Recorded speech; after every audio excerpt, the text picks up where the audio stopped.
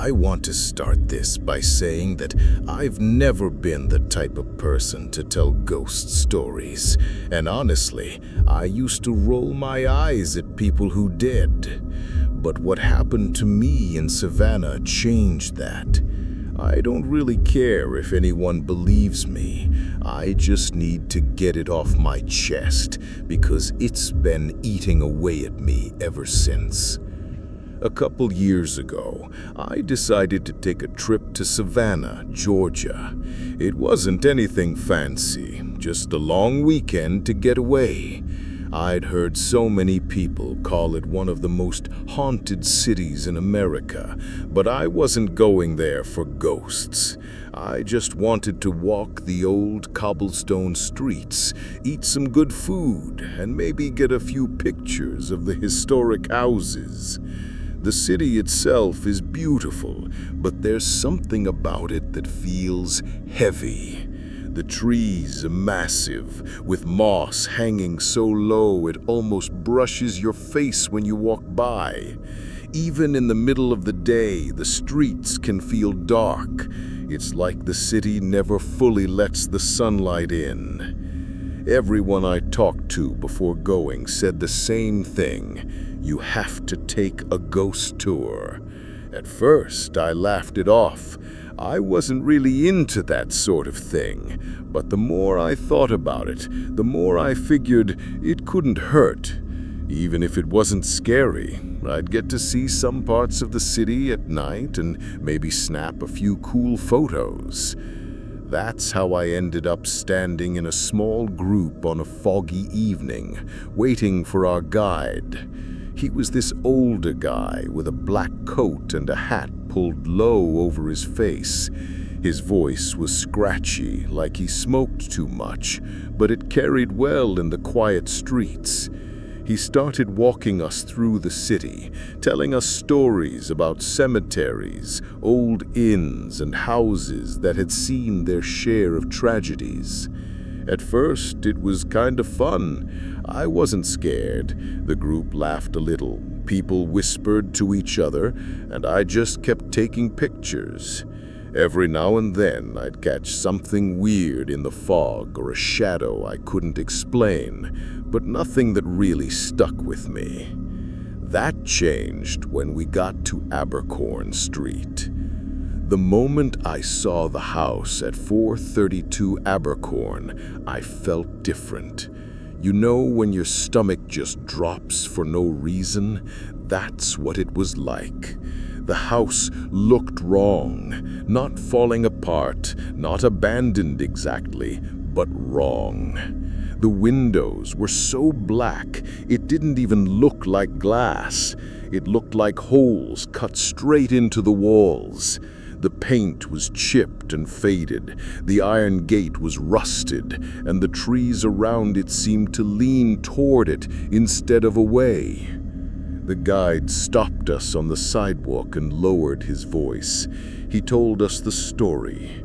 According to him, a wealthy family lived there in the 1800s. The father was strict, maybe abusive.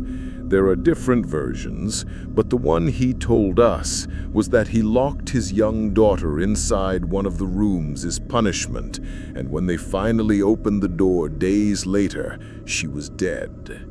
He said people believed her spirit never left the house.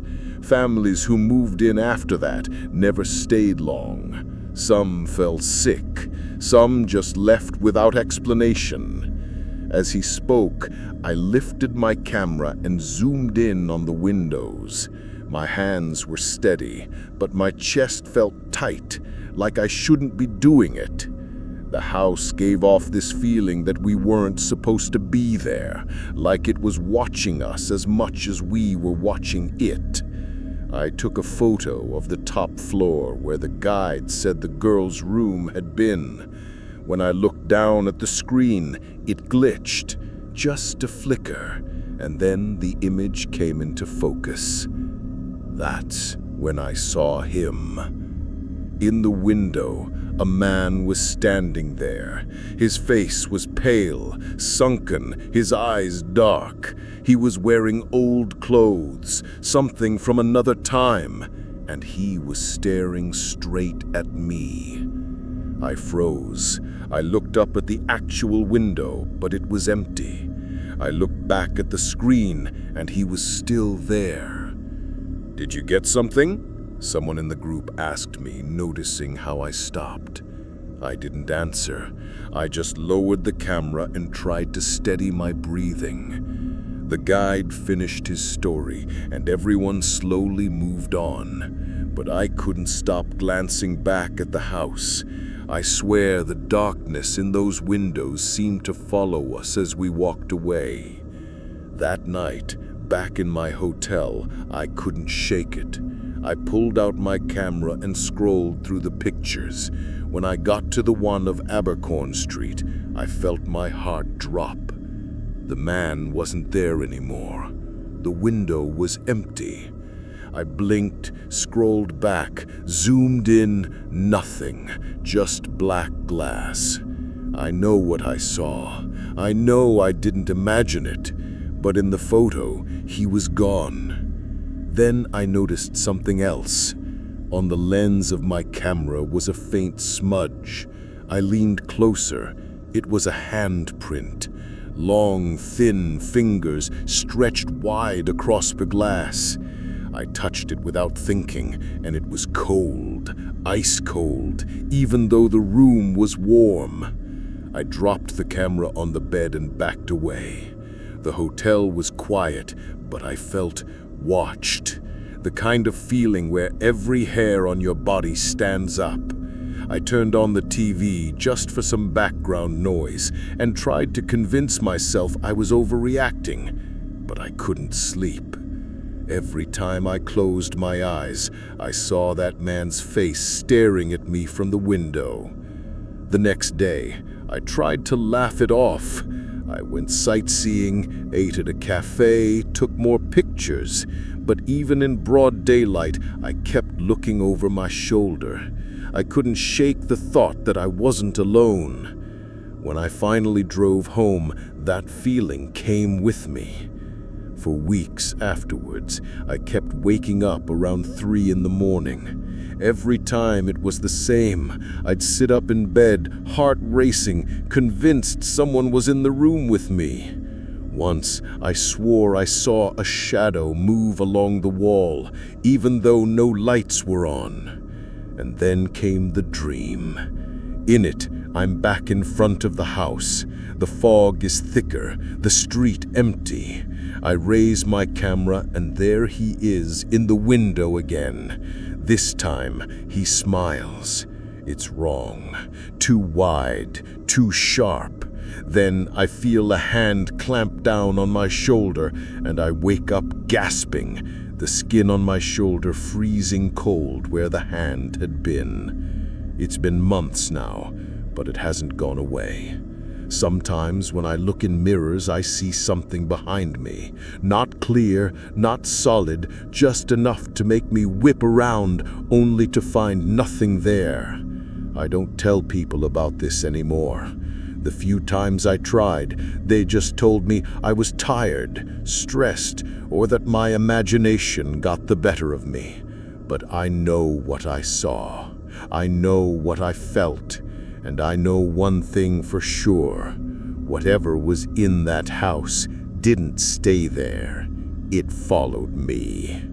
So if you ever find yourself in Savannah and someone takes you to 432 Abercorn Street, listen to me carefully.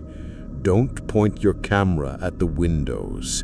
Don't look too long. And whatever you do, don't take anything home with you.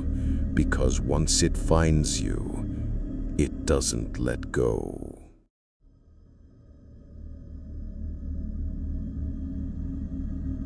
I've been a photographer for years. Mostly landscapes, sometimes old architecture, stuff like that. I like finding beauty in places people walk by every day without noticing. Cemeteries have always drawn me in, not because I'm morbid, but because they carry this weight of history. Every stone tells a story, even if no one alive remembers it. That's what brought me to Colonial Park Cemetery in Savannah. I was visiting the city on a short trip, and I'd heard people say the cemetery was one of the most haunted places in the country. But honestly, I wasn't there for ghosts. I just wanted to capture the atmosphere, the Spanish moss hanging heavy from the trees, the crumbling tombs, the way the headstones tilted with age. I thought it would make for some hauntingly beautiful photographs, the kind of stuff you don't see in modern cemeteries. The thing about Colonial Park is that it's right in the middle of the city. You can walk past it during the day and see tourists peeking through the gates, families strolling by, kids on bikes. But at night, it feels like another world. I knew the cemetery was technically closed after dark, but I've never been great at following rules. I figured if I slipped in quietly with my gear, I'd be fine. I hadn't planned to vandalize anything, just take some photos and leave. I'd done it before in other places and never had an issue. That night, I waited until it was late, probably close to midnight. The streets were quiet, the fog rolling low across the ground. I slipped in through a gap in the gate with my tripod and camera bag slung over my shoulder. The moment I stepped inside, it felt different. The air was thick, damp, and heavy, with the smell of moss and earth. The silence wasn't peaceful. It felt alive, like the whole place was holding its breath. I set up near one of the older tombs, a crumbling structure with faded engravings I couldn't make out in the dark. I adjusted my tripod and checked the settings on my camera. That's when I heard it, a low moan. At first, I thought it was the wind, but the air was still, completely still. The moss hanging from the branches wasn't moving at all. My skin prickled, but I forced myself to ignore it. Cemeteries make noises. The ground shifts, the trees creak. I told myself that's all it was. I lined up a shot and stepped back, letting my camera's motion sensor take over. That way, if anything moved in front of the lens, it would automatically snap a picture. A few seconds later, the shutter clicked. I hadn't touched it. I froze, staring at the camera. Slowly, I walked over and checked the screen. My breath caught in my throat. The photo showed a group of figures circling the grave I'd been shooting. Shadowy, indistinct, their faces blurred, but their eyes glowed faintly. I spun around, heart pounding. The ground around me was empty. No people, no movement. Just silence pressing down on me. That's when I felt it. A tug on my sleeve. I looked down, expecting to see a branch or maybe my bag strap caught on something, but there was nothing. My sleeve was pulled, gently, but deliberately, as if a hand had grasped it. My chest tightened. I yanked my arm free and backed away. The air grew colder, and the moaning started again, louder this time, echoing through the cemetery, even though nothing moved. I grabbed my camera and bolted. My footsteps pounded against the dirt path, my breath ragged. The moans seemed to follow me, circling, rising and falling in waves. I didn't dare look back. When I finally stumbled through the gate, everything stopped. The air was still cold, but the sound was gone. The silence outside felt normal again. I stood there, doubled over, trying to catch my breath. My hands were shaking so badly I almost dropped the camera. I thought about deleting the photos right then, but something stopped me. Part of me needed proof that I wasn't losing my mind. Later, in my hotel room, I pulled up the image on my laptop. The figures were still there, circling the grave, their faces blurred, their eyes glowing faintly. And even though I hadn't noticed it before, one of them was looking straight at the camera, straight at me. I closed the laptop and shoved it aside. I couldn't look at it anymore. The rest of the night, I didn't sleep. Every time I closed my eyes, I felt that tug on my sleeve again. When I got home, I told myself to move on. It was just a weird night. Maybe there was a logical explanation. Light tricks, long exposure, whatever. But I couldn't shake it. The photos stayed on my laptop, but I never showed anyone. Not because I thought they wouldn't believe me, but because I was scared of what it meant if they did. I still take pictures. I still visit historic places. But I'll never step foot in Colonial Park again. Because some cemeteries keep their dead buried, and some don't.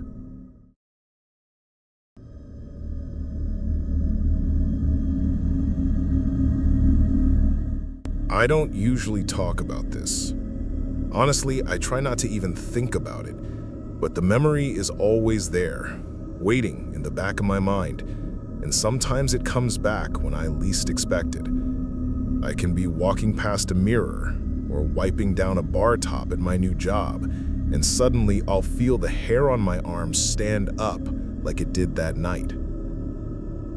For context, I used to work at Moon River Brewing Company in Savannah. If you know Savannah at all, you've probably heard of it. It's this old building downtown, a brewery and restaurant now, but it's been a lot of things over the years. Back in the 1800s, it was a hotel. Later, during the yellow fever epidemics, it was used as a hospital, and a lot of people died there.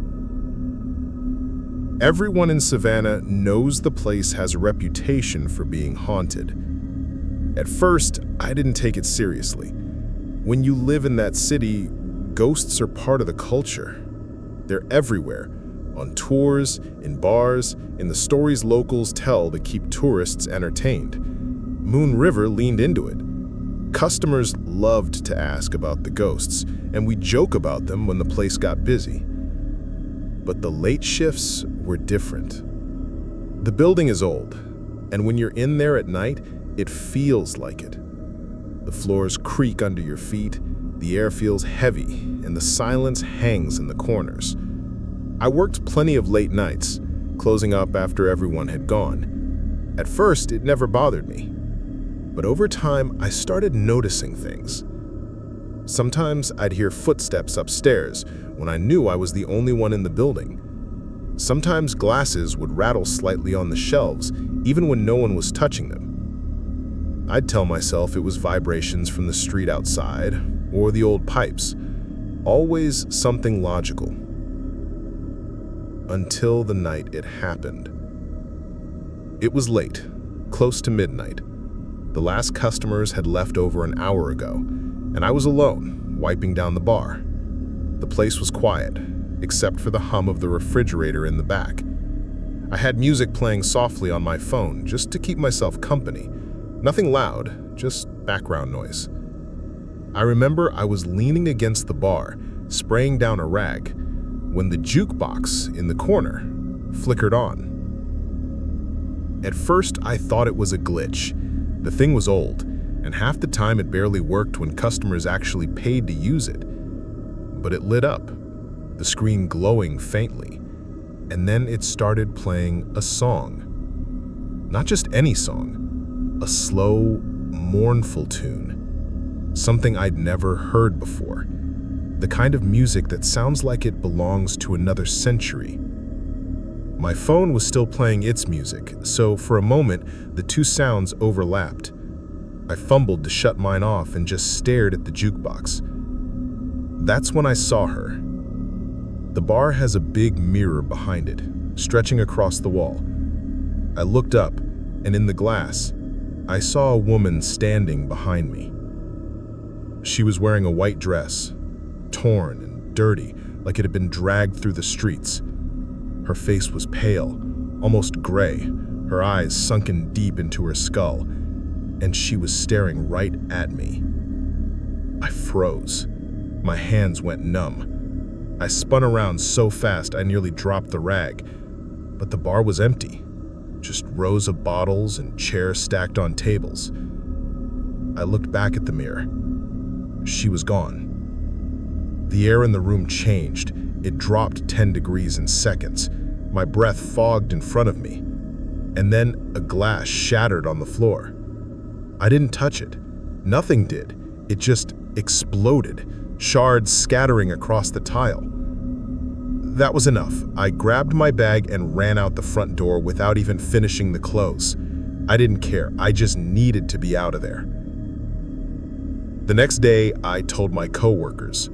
Some laughed, said I finally got my Moon River ghost story. But one of the older bartenders didn't laugh. She nodded and said, "That's the lady in white. Happens to anyone who stays too late."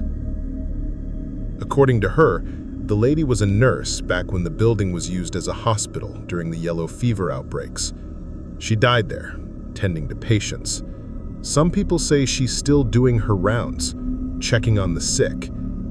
Others say she's just trapped, repeating her last nights in the building. I don't know which version is true. All I know is that I saw her. I tried to keep working there for a while, but after that night, I couldn't do it anymore. Every time I walked past that mirror, I felt her eyes on me. Every time the jukebox flickered, my heart raced. I quit a few weeks later.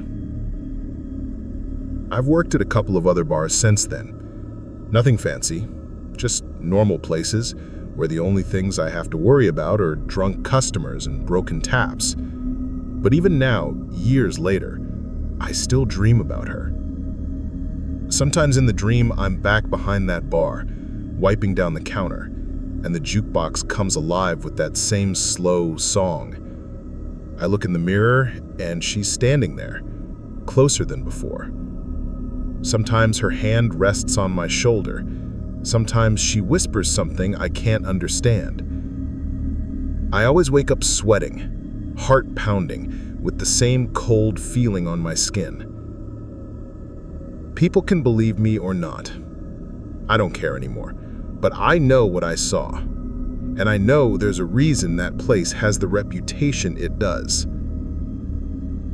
If you ever go to Moon River, enjoy the food, have a drink, laugh with your friends. But when it gets late and the place starts to empty out, leave. Don't linger. Don't wait to see if the stories are true. Because I promise you, they are.